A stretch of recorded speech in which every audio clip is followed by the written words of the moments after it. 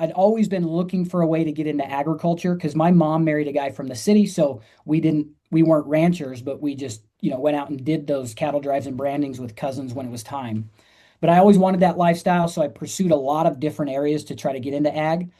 And then in 2019, after we went through the bankruptcy, it was starting over. So I figured, why not start over in agriculture? I was trying to do all these other things to get into it, and they weren't working. So let's just get right into it.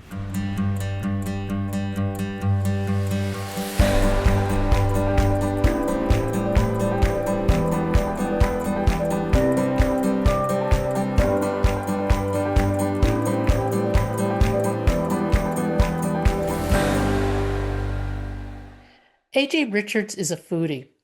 He always wanted to get into agriculture, so when his company filed for bankruptcy, he realized it was actually an opening to follow his passion. AJ is building a food platform, fromthefarm.org, that directly connects consumers and farmers. Bypassing the big corporate producers, he offers quality food with full consumer disclosure about how that animal is raised. This is an eye-opening episode about our food supply, food policies, and how we can choose to pursue healthier eating. AJ, welcome to Bump in the Road. If you would, tell us your story. Yeah, thanks for having me. My name's AJ Richards. I was born in Sandy, Utah, raised in St. George, Utah, which was an incredible upbringing. St. George, Utah back then was very small. And So it was just a great childhood. It was very safe. We could walk, through town miles to go to grandma's house. I remember walking to grandma's house, which was a couple of miles away, and I would think I was like 8 or 9. Yeah. And mom was okay with that because back then that was fine in our small town. And in fact, my family settled that town. I'm a Bundy Ranchers, if that's familiar to anybody listening to your show. And so we have a very large posterity. We have a family reunion every year on the 4th of July where 1,100 of us still gather. So we're a big clan. And so those are my friends growing up. My friends were my cousins. And my family have been in ranching for, 6 generations now. So I grew up in that lifestyle, doing the brandings, cattle drives with family. It was always, a special time. Uh, Joined the military when I was 18, just out of high school. Married my high school sweetheart. We have 3 children, 3 daughters. And then I deployed in 2005 to Ramadi, Iraq. I was there for a year, '05 to '06.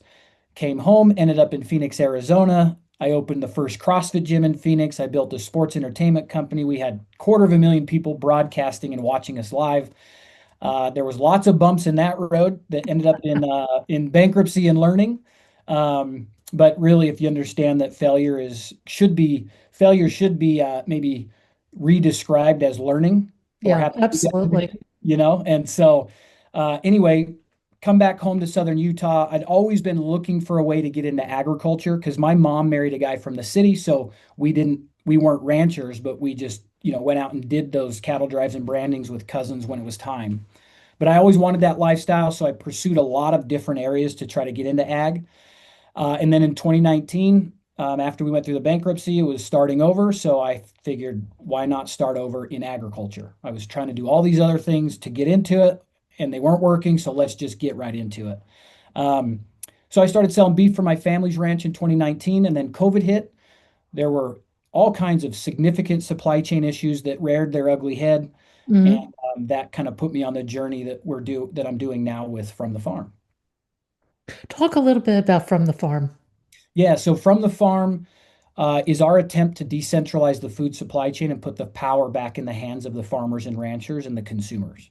So, in other words, we want to cut out all the middlemen that are completely unnecessary, shorten that distance. So, Mhm. when customers go to fromthefarm.org and buy, we just aggregated the producers together, but you're not buying from us, you're buying from that farm or from that ranch.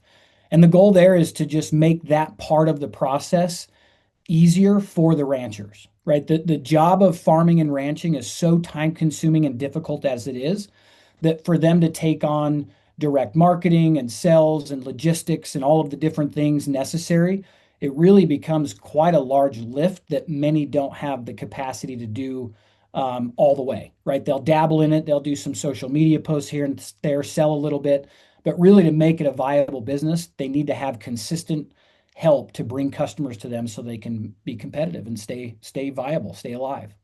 What kind of screening do you do for the ranchers?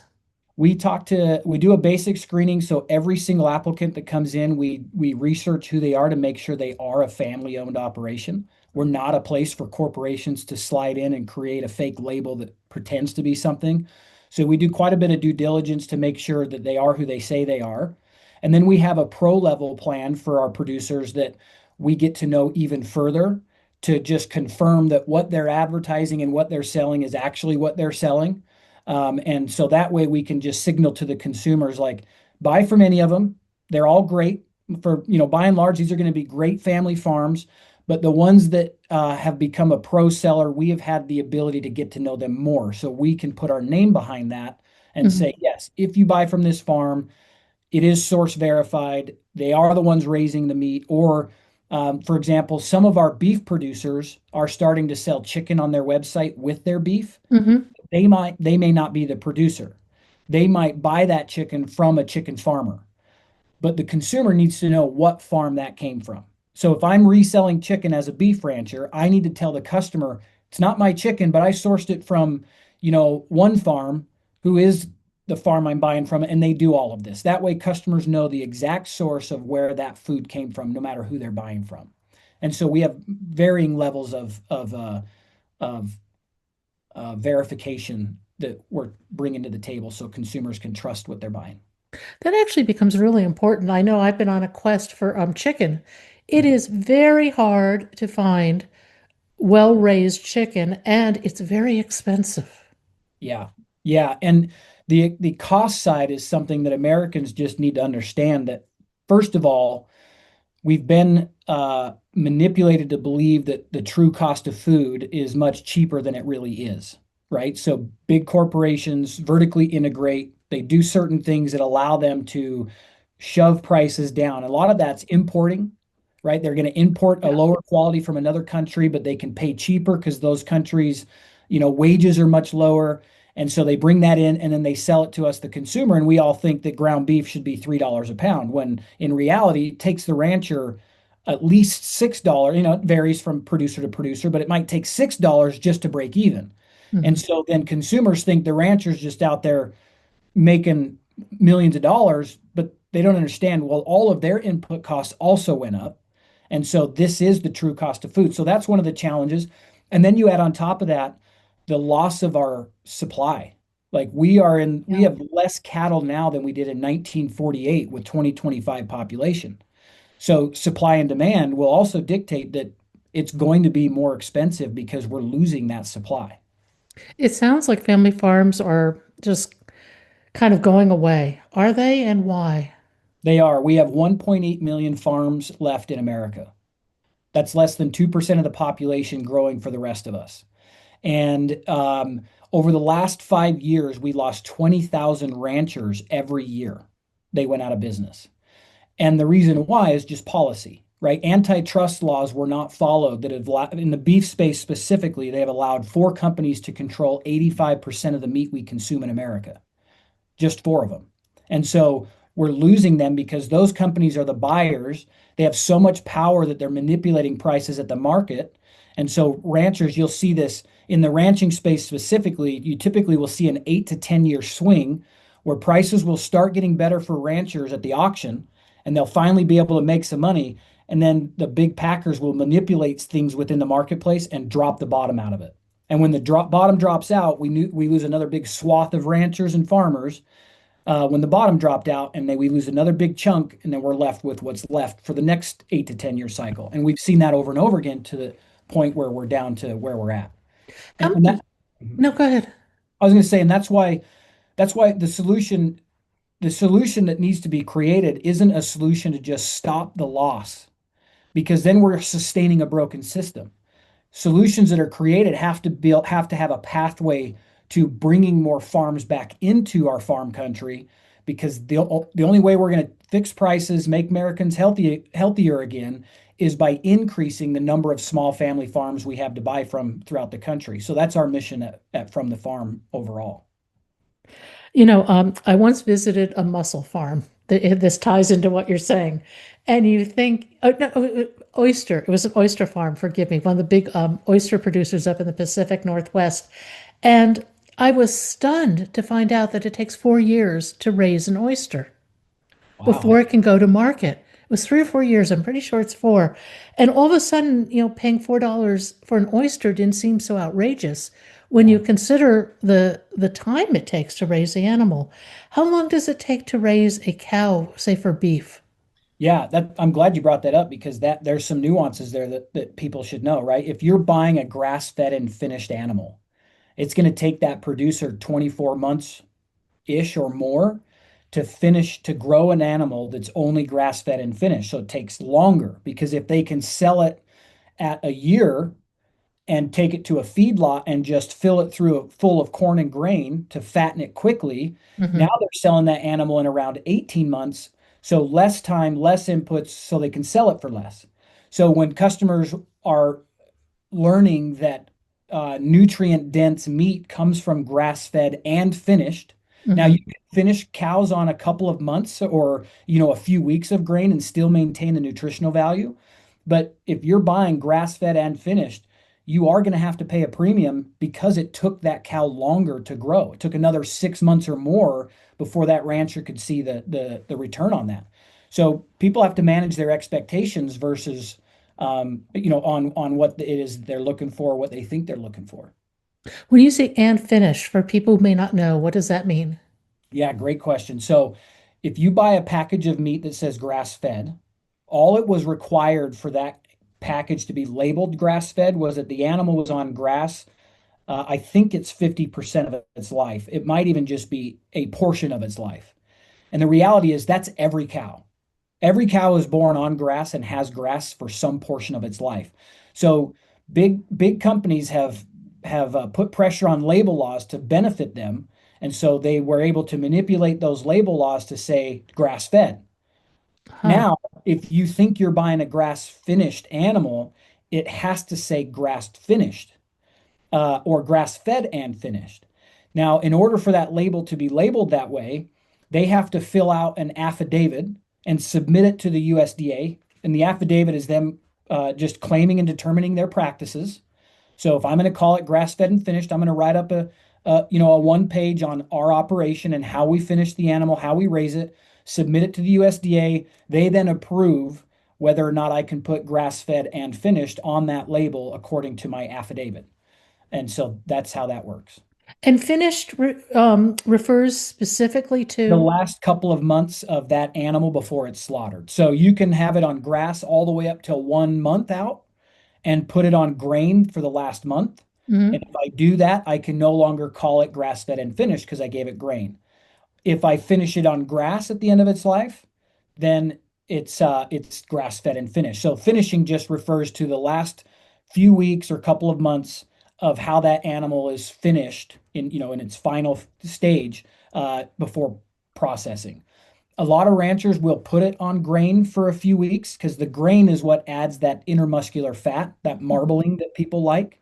And there is a flavor difference, right? If you're used to eating wild game, grass-fed beef is no problem. But if you've never eaten wild game and you've never had a grass-fed and finished animal, you may be surprised at the unique flavor. It's not bad. I think probably you're just tasting nutrients, but our palates are not trained for that anymore because we're eating highly corn and grain finished beef in the commodity market, so it's got a sweet flavor that we're used to.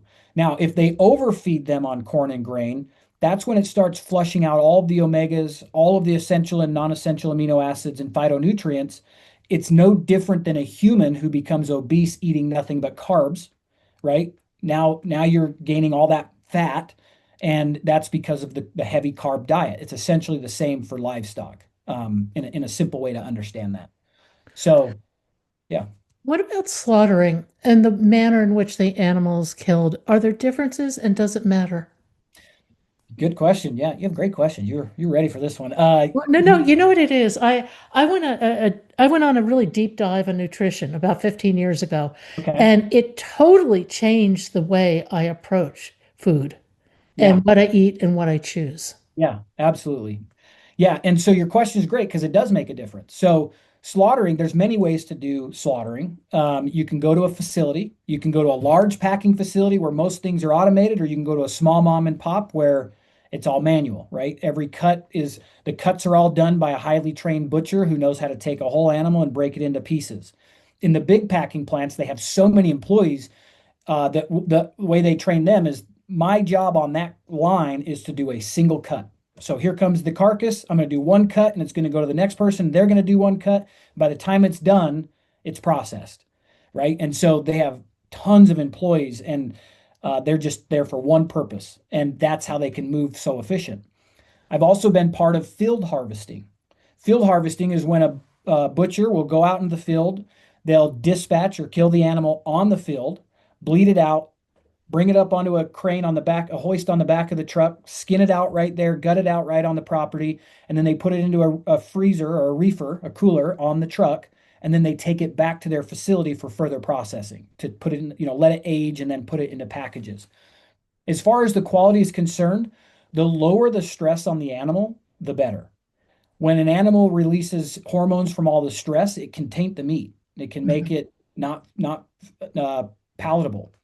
And so most facilities work through processes of humane handling to bring down the stress as much as possible, right?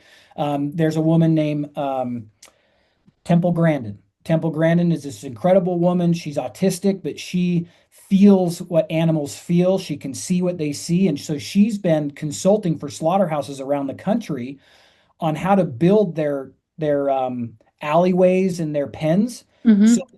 it's in flow with how the animal sees. So rather than hard 45-degree angles, there's curved angles and so forth because that's how they move. And so they're not as stressed because you have to scream and holler at them to get them around a corner that's not necessarily, not uh, I guess in alignment with that animal's thought process. So all of that matters. My experience is field harvesting is the most incredible way to harvest because that animal is in its comfortable environment. It's familiar. It's sitting there chewing its cud, totally relaxed. And in 1 second, it's gone. I mean, I was at a field harvest where the butcher was sitting there ready to dispatch it. He had his rifle set up on the fence post, nice and stable. And that cow was just looking at us, had no clue what was happening. I tell people all the time, if I didn't know what a gun was, that's how I want to go. I mean, zero stress, zero awareness, just like everything's good. And the next thing you know, lights out. So there's not a chance for the hormone issue to go through that cow system because it is completely calm. And what else is interesting is you'll watch other animals around it. They flinch at the sound of the gun, but cows are not like elephants where they feel the loss of the other thing because you'll see them, they'll react, flinch, and then they're right back to the thing they were doing. They're not even looking at the other animal. They just they doesn't seem to matter to them at all. And so uh, as far as harvesting, I think field harvesting is the absolute best way to do it. It's more time consuming, it's more difficult because the travel time and so forth. So really it's only done on smaller scales or by independent people that are doing it on a smaller scale. But field harvesting, I think, is a really neat process. What happens to all the material in the cow that is left in the field? Good question. If it's on a field, it gets put into compost or left for predators to come in, coyotes and stuff, and they'll clean it up. Mhm. If it's in a plant, depending on the slaughterhouse, like there's all these different processes now. Some will compost at a really incredible level, so they'll take that offal or that drop, Mhm. turn it into compost, and fertilize their fields. I've seen machines now that will take all of that. Oh, excuse me, all of that. It'll grind it up, put it through a machine that actually turns it into MBM, meat bone meal fertilizer, right there on site. Or they can even turn it into biochar. And if you're familiar with biochar, that's an incredible soil amendment. And so these are machines that some slaughterhouses are putting on the back of their facility. So they're not taking anything to the landfill.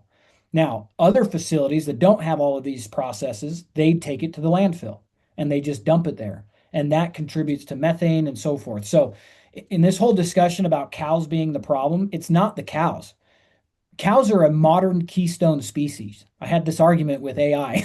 I said, would you consider a cow a keystone species? And it said no. And I said, would you consider bison keystone species? And it said yes. And I said, okay, then we need to have a discussion. So I was going back and forth with AI, and at the end, it conceded to my point. Now, it did say you could consider it a modern keystone species, but it's not considered a keystone species in the sense of, you know, of whatever. I still argue that because cows came from somewhere, and wherever they were originally, they were a keystone species. And the reason I say that is because planetary and human health impacts. Cattle are responsible for significant health impacts on beneficial health impacts on humans if they consume the right amount of protein. I mean, Hmm. look at what's happened with, I know so many people that have done carnivore and their entire lives have transformed. Yeah, I know a number too. As a matter of fact, I interviewed a guy on the podcast who'd gone carnivore, and his results have been astonishing. Yeah. Yeah. It's unbelievable. So, on the human health, massive impacts if it's the right kind of meat finished the right way. On the planetary health, we cannot reverse desertification without livestock. It won't happen. Cows are not causing the desertification. Cows are the only thing to reverse that. What caused the desertification is wiping out millions of bison to shove natives onto reservations. So now we removed the ruminating lives, the ruminating animals that moved back and forth across our nation, putting their fertilizer into the soil Mhm. and rebuilding those prairies. And when we got rid of them, we desertified. In fact, I have a desert restoration project that I'm part of called the Escalante Land Trust in Utah. Mhm. It's a complete desert, but I knew it wasn't always that way. Most likely it wasn't always that way. So we did some research and found out it's called the Escalante Desert because Father Escalante went through there with a Catholic party in the 1700s. And we found his journal, and it said that they'd never seen more beautiful, lush grassland than in all of their travels than right there in the Really? Escalante Desert. The Escalante Valley is what Uh, they called it. We call it a desert because it's 3,000 square miles of nothing but bare soil, greasewood, and sagebrush. And that's because we killed the bison. And then pioneers came through and they stripped everything down, not knowing the impact they were making. And now it's a desert. And we broke the water cycles. So only through ruminating animals like cattle can we reverse desertification and fix the climate, and make humans healthy again. So as far as I'm concerned, cattle should be recognized as a keystone species and supported to that level. just for people who may not know, what is a keystone species? Keystone, if I uh, first time I kind of really dug into it, so I'll try to recite it by memory, but it's something that makes an impact beyond just like one area, Hmm. right? It's an animal that can be associated with beneficial impact across a wide variety of things, right? Like bees. Bees would be a Yeah. keystone species, and we're losing those. Maybe even some butterflies could be considered keystone pollinators in general, right? And if we lose the pollinators, the impact they have along the chain has a significant loss if they're gone. It goes to the idea that we are all connected. All connected. Absolutely. Yep. I want to turn the conversation a little towards chicken, Yeah. because chicken's a different, I was going to say a different animal. That's pretty obvious. Yep. But what do you look for in terms of chicken farms, and what are things to be aware of? Yeah. Chicken's an interesting one because it's been captured much more significantly than beef. Tyson has just decimated the independent growers, Yeah. those kinds of things. And so, what I look for in chicken is no hormones, no antibiotics, no vaccines. That's what I look for. I'm trying to find the farmers that are doing it that way. Um, you can get into the nuances of chicken, and I don't have enough detail behind it, but like if you look at Cornish cross, which is what most people are buying, if you look at, there's a graphic somewhere online that shows you what Cornish cross looked like in the 70s, right? Or the 50s, and then the 70s or 80s, and now today. And from the beginning to now, they're, you know, double, if not more, in size because they've manipulated the genetics. We Mm. raise our own chicken on our homestead. We raised Cornish cross the first 2 years, and we just observed that if we didn't process them right at 6 weeks, they died or broke their legs under their own weight just because of how they've been genetically modified. Now, Wow. I don't have the knowledge to know how that affects me as a human. I don't. It's my observational science that says something's not right there and maybe I shouldn't eat it. And I could be completely false, but today's day and age, I just play it safe. So this year we're raising freedom rangers. They're another meat bird that's pretty popular.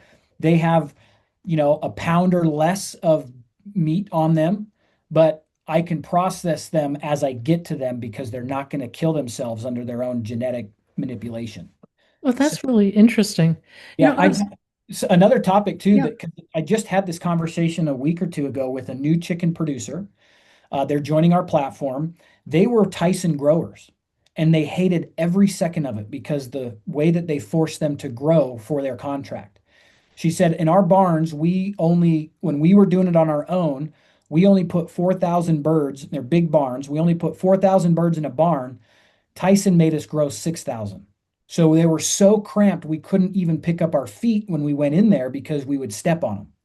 And we hated it, made us sick because we knew we weren't doing right by the animals and weren't confident in the end product. But if we left Tyson, we would go bankrupt. We would have no farm. So we stuck it out until we got the farm paid off. We left Tyson. Now all of our houses are empty except one, but we're okay with that because we get to do it the way we know is right. And so she said, now we've got one barn with 4,000 birds, no hormones, no antibiotics, no vaccines because they've got enough space. They're adding doors for the chickens to be able to go in and out because they're moving forward in that space as well. But it was just interesting to hear right from one of these Tyson growers on how bad it was for them and but also how captured they were. You bring up the topic of vaccines. Just today I was reading, I think on X, that the USDA is moving ahead with mandating vaccines for the poultry crop. Mm. Um, what do you know about vaccinating our poultry? What are the pros and cons? Yeah. What are the unknowns? Oh, there's a lot more unknowns for me than knowns, I would say. What I will say, because I come from the beef side, and it's going to be pretty similar because they're trying to do the same thing there, or they have certain things that are required. Producers have been vaccinating or giving antibiotics to their livestock for decades. And as far as I can tell, the normal routine vaccines, and what that is they get a vaccination at birth to Hmm. keep them from getting pneumonia or something like that as they're developing. And then they don't typically give any vaccines or anything at all the rest of that life unless the animal gets sick. And so that's where the antibiotics come in. And so, there was a minute there that I was a purist as I was learning all this, and I was telling my cousins like, I don't want it, I don't want it. And then I had some of my own cows, and one of them got pneumonia. Guess what I did? I did the thing I didn't want from my ranchers, or at least I thought I didn't want, and I went and got an antibiotic because I didn't want this animal I was caring for to suffocate to death and die. So my opinion is the consumer should just know let the consumer know and then they can make the informed choice. But consumers also need to become intelligently informed on the processes, not just talking points of a few social media heads that really don't know the details or the history. So I don't worry about vaccines or vaccines or antibiotics in my beef like I used to because I understand that we've been doing it for a long time and I haven't seen any negative effects. Now, to each their own. We have producers on our platform that do no hormones, no antibiotics, no vaccines. And if they have to administer that, they pull it from their herd or they Hmm. mark it specifically so the customer, again, can make that informed choice. So I would say the same about chicken. Uh, I don't want vaccines. The thing I'm most concerned about is the mRNA vaccine that they're trying to push through, just with all the concerns around that. That's where, uh, first of all, that has not been approved for use in cattle. So just to clear that up, a lot of people think that they're putting mRNA vaccines in cattle that has not been approved. So buying from independent producers, you're certainly not going to have that. Now, if it's coming from a large USDA facility from another country, they might just be toeing the line of the policy, and they might be giving it to them already, even though it hasn't been approved in our country. Has been approved in chicken and pork. So if you're buying from big packers, it's a high or a big brand. I would say it's highly likely that that might be in there. If not now, it will be, and they don't have to tell you. That's the other problem with the label laws. Why don't you just let the consumer make the informed choice? Require it to be put on the label so that when we buy, we know what we're buying. Yeah, no, I agree. But informed choice is interesting. I think people are reticent to inform themselves about their food supply. I mean, look what we're going through with just getting dyes and things like that out of cereals and other products. Um, how do we start educating people about their food supply? Social media. I mean, that's what we say from the farm when we do marketing.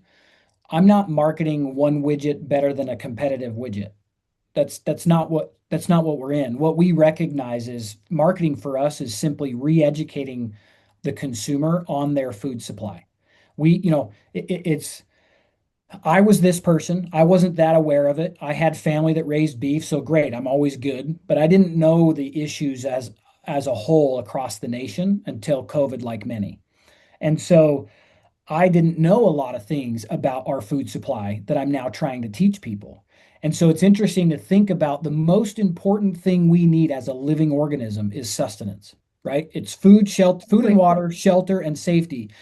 And these big companies have been so effective at removing us from the most important thing that we need as a living being that we don't know how to even source it without a grocery store. We don't even know how to ask questions. One of the things that's fascinating to me is, and I get it, is not knowing a cut sheet.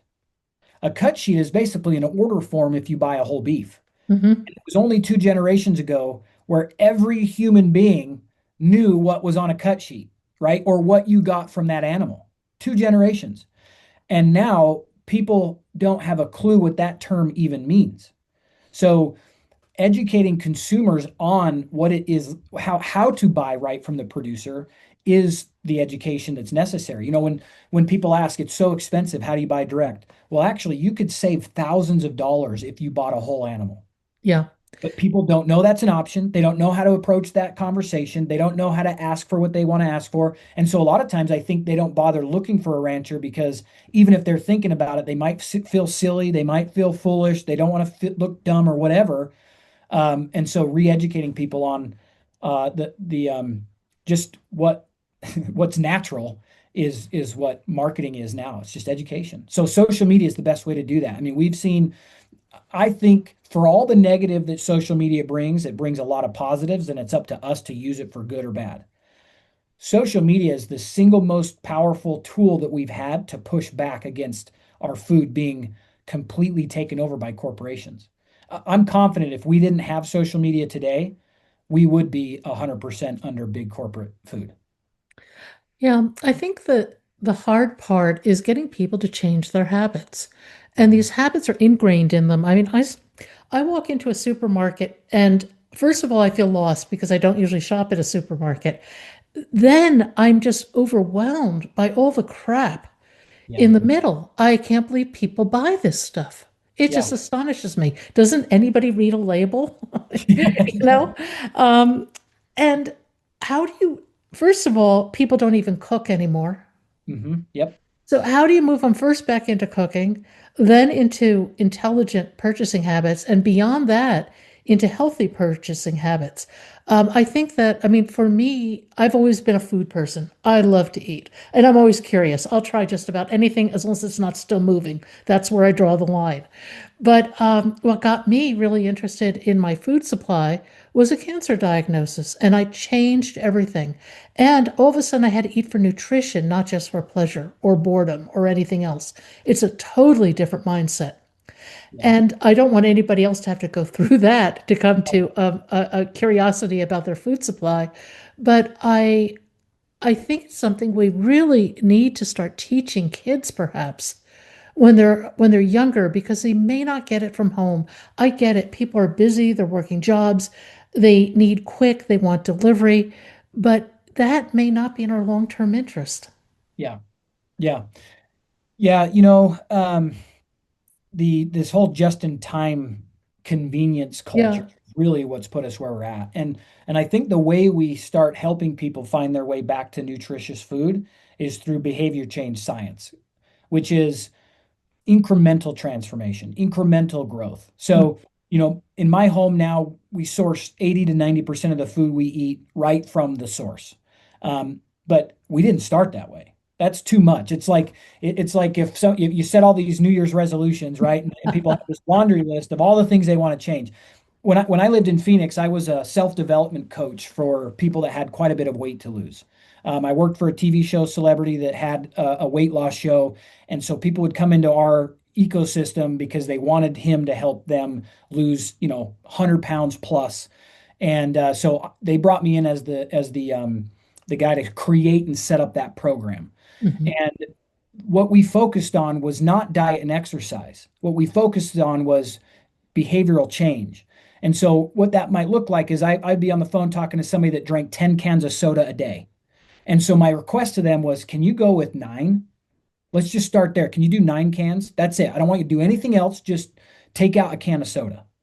And they would do that. And they would do that for a week or so until it was like no big deal. And I say, okay, how many do you want to take out this time? And then it was up to them. They might be building momentum and they say, I can go down to 5 a day. That's totally fine. Great. They do that for a couple of weeks and then we revisit again. Okay, how you feeling? What are you doing? We might let them stay at 5 cans of soda, but now we're going to change something else and they don't have to, they just keep doing what they're doing here. Now we're going to take on one little thing on this side and help them get to that point. So when it comes to our food system, what we started teaching people was pick one item in your pantry or your fridge that you would like to convert to the person that you know who grew it. It's way less intimidating, it's way less That's a stressful. great idea. Yeah, it's behavior change science. So I typically say start with ground beef. Everybody cooks ground beef. That's so versatile. There's lots to do with it. You're not going to get a package of ground beef from a rancher that's bad, right? You're going to get only good ground beef and you can season it in all kinds of ways. So start with that. Don't do anything else. Just try to replace your ground beef. We help them replace their ground beef, and then it's like, great. What else do you want to do? Well, we eat a lot of bread, and we've started cooking bread. Oh, great! I've got a grain producer that's using no chemicals, no glyphosate, no pesticides, herbicides. He owns his own mill. Let's connect you with that guy. Now you can get your grain from somewhere. Before you know it, your pantry, your fridge will look like mine. Mine took me a couple of years to get to that point because I knew beef, but I didn't know vegetables, right? So how do Mhm. I find a vegetable producer? What's our eating habits to buying the right vegetables? It took us time to get to that point. But we did small incremental changes over time to get us to the point where now everything is almost pretty much source verified. It's interesting in terms of trying to move people towards a more vegetable-rich diet. One of the things I've always said is take this week, try one new vegetable, make it two or three times, and if you hate it, you never have to see it again.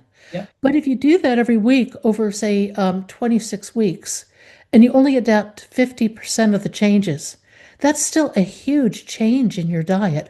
And you've also started to internalize an appreciation and even perhaps a love of change. And yeah, you're introducing curiosity.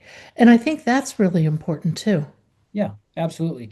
One of the things that I'm looking forward to as From the Farm grows is being able to highlight uh, I'll use the word unique producers because if you're in Maine, Hmm. lobster in Maine is an everyday option. I use that term loosely because I'm not super familiar with lobster fishing in Maine, so I'm sure it's not every day, but it's normal. It's where you Yeah. live.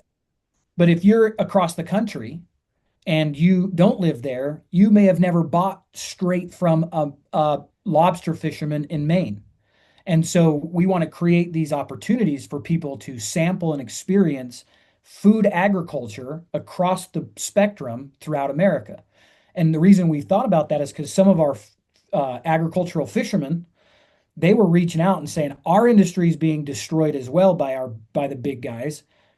Can we participate? And I'm like, absolutely. And so then I'm trying to think like we are designed to eventually become hyper local. Like that's the overall mission is to Hmm. decentralize and build strong local food communities so we don't have to move product back and forth across the world. But there are going to be unique situations where the lobster fisherman and the guy that wants lobster in, let's say Arizona, would love to have that source and they're supporting that fisherman direct. And so we're working on fun ideas to help people experience new foods and new agricultural products through the platform. AJ, where can people find you and follow you? On all of our socials, we are at From the Farm USA. Um, in YouTube, we've got a podcast that we do fairly consistently when we're not super busy, but that's how you can find the business. Mhm. My social media on Instagram is a.j_Richards. I do a lot more policy talk on my personal Instagram because policies are one of the things that we need to help with to get the to move the needle for our small farms and to bring small farms back.